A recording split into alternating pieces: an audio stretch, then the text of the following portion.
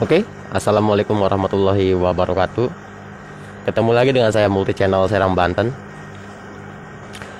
Kali ini saya akan menjawab sebuah pertanyaan yang banyak sekali ya, pertanyaan yang masuk ke kolom komentar dan juga yang masuk ke nomor WA saya ya. Nomor WA saya banyak sekali yang masuk. Ada yang menanyakan harga, ada yang menanyakan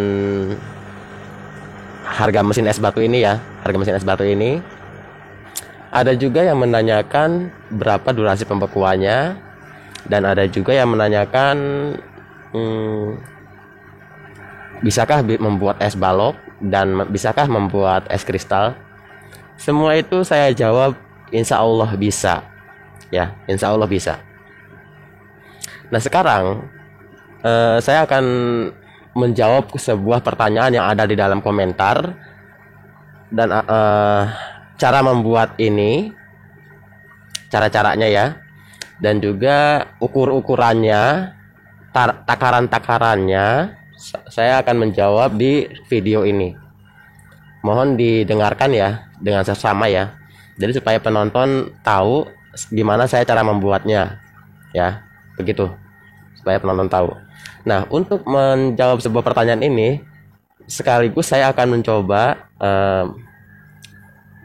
membuat es sambil kita tunggulah gitu ya, sambil kita ngobrol-ngobrol, sambil kita membuat es ya, membuat es. Sekarang mulai dari pertanyaan yang pertama, cara membuat ini ya. Sekarang saya akan memasukkan es dulu nih, es. Ini masih belum ini ya, masih air biasa, lihat di sini ya, air biasa, lihat di sini ya, tuh air biasa. Oke ya. Sambil kita ngobrol, sambil saya menjawab pertanyaan, sambil saya akan membuat es batu ini. Dalam jangka 10 menit saja lah, nggak usah lama-lama ya, 10 menit aja. Menjawab sebuah pertanyaan, bahan-bahan yang ada di sini dan ukuran-ukurannya berapa ya kan ya. Sambil kita membuat es batu ini. Oke? Saya akan memasukkan ini, es ini ke dalam mesin ini, ke dalam mesin rakitan saya ini, mesin es batu rakitan saya sendiri ya. Oke, mulai dari pertama durasinya. Untuk yang pertama, silahkan dilihat sama teman-teman. Di sini saya membuatnya seperti ini ya, membuatnya seperti ini. Oke, saya akan masukkan. Di sini kosong ya, di sini kosong, nggak ada es ya, nggak ada ya. Saya masukkan. Ini lihat ya. Bentar. Oke ya, lihat ya. Saya masukkan. Sambil kita menunggu ini beku, sambil kita jawab pertanyaan. Nah, pertanyaan yang pertama, yang paling terpenting saja ya, yang paling terpenting. Karena banyak sekali penonton di sini yang bertanya, berapa sih ukuran kapilernya yang saya buat di sini, yang Multi Channel buat. Nah, ukuran kapiler itu ya, jadi begini. Ukuran kapiler itu, semakin besar ukuran kapiler, maka semakin panjang juga ukuran panjangnya ya. Misalkan kita menggunakan, mulai dari yang terkecil saja. Mulai dari yang terkecil, kita menggunakan kapiler misalkan 0,030 ya. Itu sebetulnya sudah saya bahas di video sebelumnya ya, yang saya membuat mesin es batu menggunakan box dari kulkas. Itu sebetulnya sudah saya jawab. Itu menggunakan box dari kulkas, saya menggunakan kapiler 0,030 ya, jelas ya. Itu saya panjangnya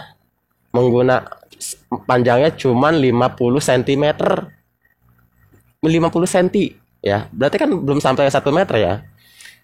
Masalahnya itu yang sering apa namanya ya, sering banyak sekali pertanyaan dari pipa kapilernya, berapa sih pipa kapilernya.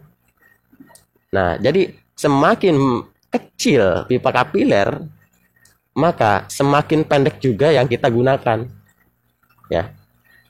Semakin panjang pipa kapiler, maka diameter pun semakin besar. Nah, ukuran pipa kapiler juga kita harus menyesuaikan di box ini. Oke, di box ini. Ukuran pipa kapiler. Ini video ini tanpa saya edit ya. Tanpa saya edit, tanpa saya percepat.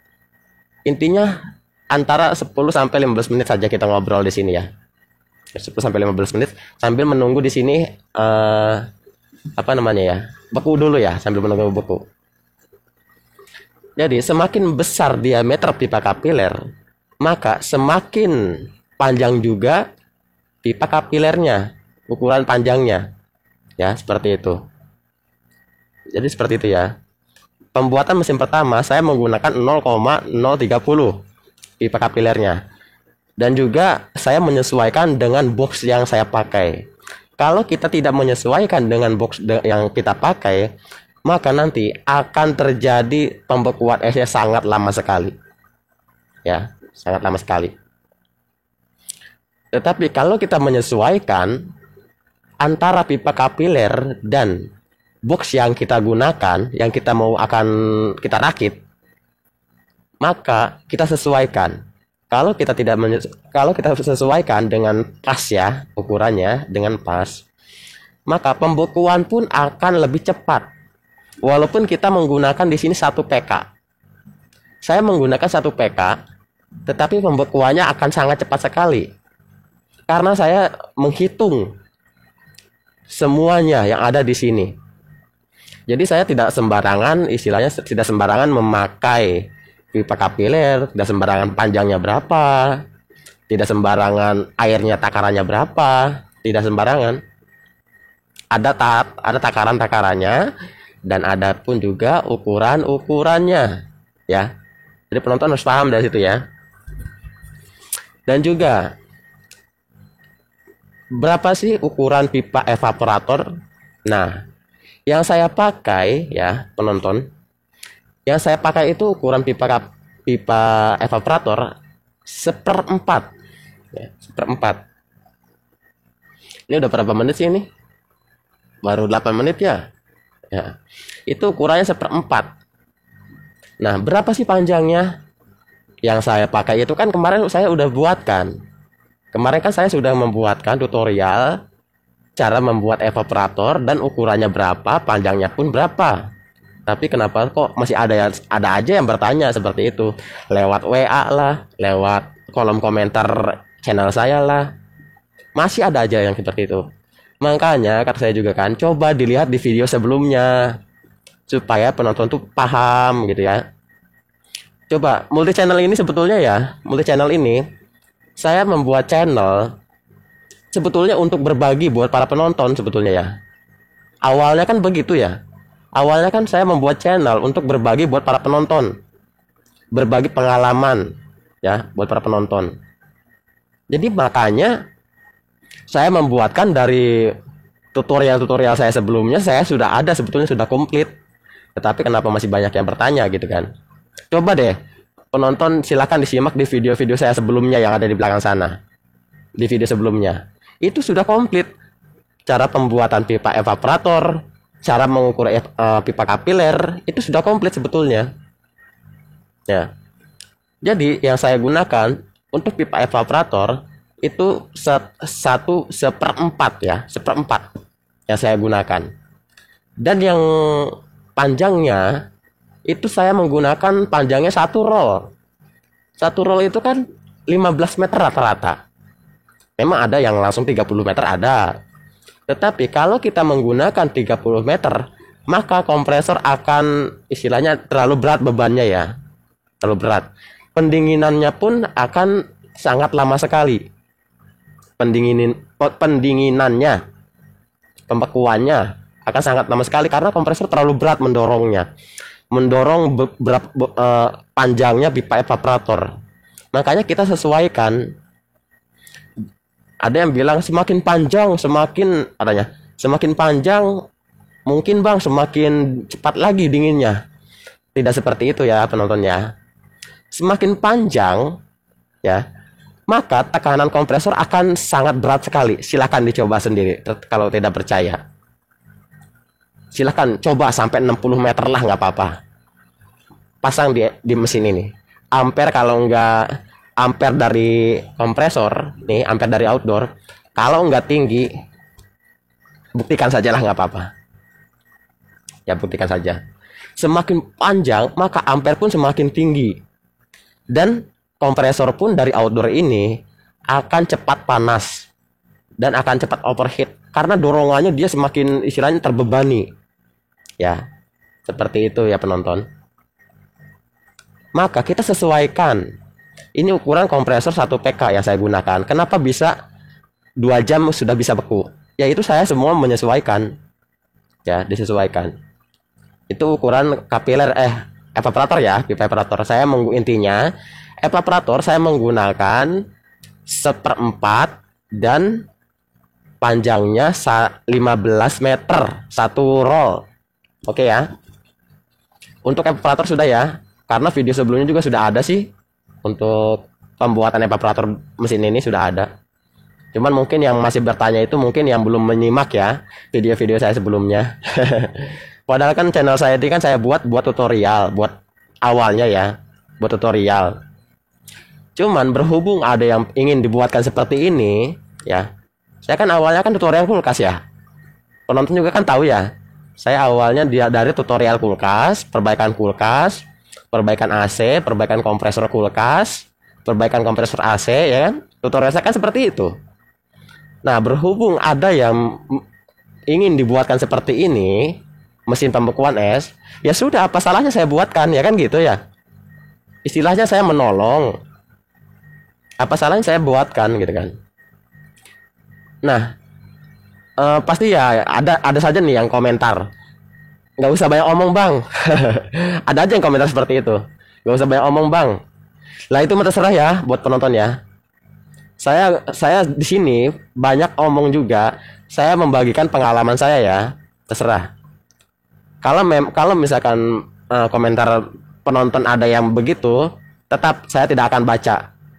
Saya tidak akan saya abaikan ataupun saya bisa juga saya hapus. Dan kalau memang komentar penonton tidak sopan, ya pasti ya akan terhapus dengan sendirinya. Percuma dong penonton ngetik-ngetik ya, istilahnya membuli saya ya, membuli yang kasar lah gitu ya. Percuma, capek-capek buat apa sih membuli orang, ya kan? Yang akhirnya dari pihak YouTube akan terhapus dengan sendirinya. Walaupun tidak terhapus, akan saya hapus. Ya, kalau memang tidak sopan. Saya di sini berbagi tutorial ya, berbagi pengalaman saya. Gitu. Pasti ada yang kayak gitu aja nanti suatu saat gitu kan. Saya pernah sering nemuin lah. Padahal kan saya kan tujuan di sini baik, ya kan? Berbagi tutorial, berbagi pengalaman saya di lapangan. Gitu. Jadi, langsung saja ke pembahasan yang tadi ya, teruskan. Saya membuat ini karena memang ada yang ingin dibuatkan. Nah, ya sudah saya buatkan. Kenapa enggak ya kan ya, penonton ya? Kenapa enggak saya buatkan? Memang karena saya sanggup. Insya Allah saya sanggup ya. Insya Allah saya sanggup. Apa salahnya saya buatkan, ya kan? Dan kalau misalkan ada yang ingin diperbaikan kompresor, ya silakan dikirim ke sini. Nanti saya perbaiki kompresor kulkasnya, dan nanti setelah beres saya kirim lagi ke tempatnya, ya. Seperti itu. Dan kalau misalkan ada apalah gitu ya, pokoknya intinya seperti itu aja lah. Oke, kembali lagi ke topik yang di sini, ya. Tadi bagian etap sudah ya. Sekarang bagian air. Takaran air itu kita harus menyesuaikan juga. Ya. Oh, sudah minus 20. Minus 20. Pantesan aja outdoornya mati. Ini di sini sudah minus 20. Dia kalau sudah minus 20, outdoornya akan mati dengan sendirinya. Ya, tuh nggak ada suaranya kan ya? Ya, nggak ada suaranya. Itu settingan saya ya. Jadi walaupun ini dipanteng satu malam ataupun nonstop 24 jam nggak dimati-matikan, ya nggak masalah ya, karena memang saya sudah menyetingnya seperti ini gitu. Nanti di minus 18 dia akan hidup lagi outdoornya ya, seperti itu. Oke, langsung kita kembali lagi ke topik yang tadi ya. Untuk takaran air, kita jangan terlalu banyak menggunakan air ya. Kalau misalkan punya saya sama bang, sudah saya buatkan seperti tutorial abang, tapi kok pendinginannya, kecepatan pembekuannya kurang cepat ya bang, gitu. Ya itu, ayo kita lihat dulu ya, kita lihat dulu sini esnya.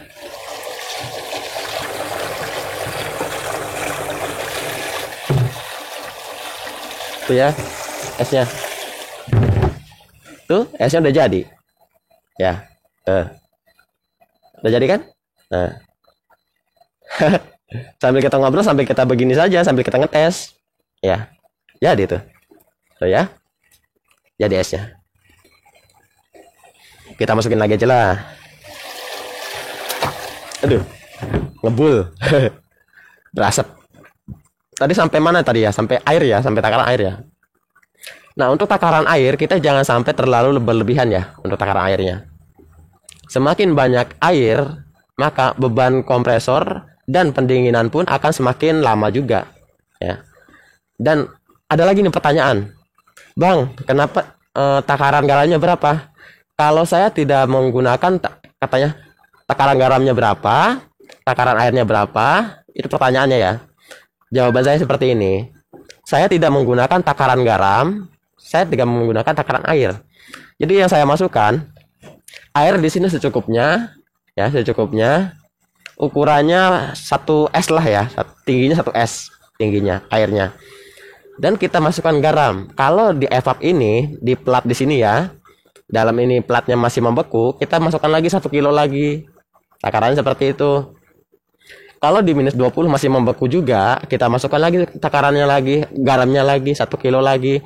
Jadi seterusnya seperti itu aja sampai plat ini tidak membeku, ya, sampai platnya tidak membeku. Kalau sampai membeku, berarti takaran garamnya masih kurang, ya. Itu. Mungkin sampai di situ aja ya untuk pembahasannya ya. Karena tidak ada lagi yang pembahasan seperti itu. Paling juga yang nanya-nanya masalah harga ya. Kalau masalah harga ya itu beda lagi ya. Ini saya membahas pembuatan ini, ya, membahas pembuatan ini. Oke ya, mungkin sampai di situ saja pertanyaannya dan jawabannya. Mudah-mudahan video ini bermanfaat dan jangan ragulah kalau untuk mau bertanya ya. Mudah-mudahan saya juga bisa menjawabnya. Kalau ingin bertanya silahkan dituliskan di kolom komentar dan ingat pertanyaannya yang sopan ya supaya sayanya enak membalasnya gitu ya. Pertanyaannya yang sopan lah, nggak apa-apa. Lagian apa salahnya sih sopannya? Buat nambah-nambah ilmu juga kan? Gitu. Oke, mungkin sampai di sini saja ya. Terima kasih telah menyimak video saya dan sampai jumpa kembali di video selanjutnya. Wassalamualaikum warahmatullahi wabarakatuh. Salam multi channel Serang Banten. Sip. Terima kasih ya.